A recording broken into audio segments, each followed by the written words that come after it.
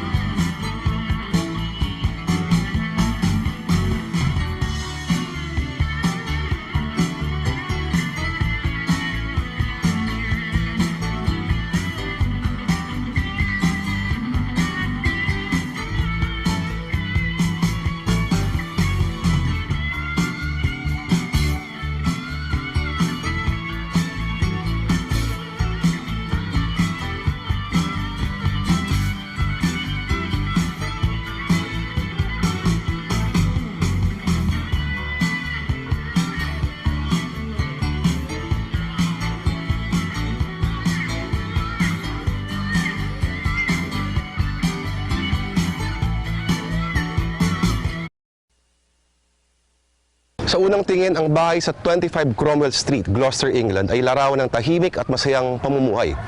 Dito nakatira ang mag-asawang Fred at Rose West at ang kanilang mga anak. Pero bago ng lahat, pakilala ko sa inyo si Luigi.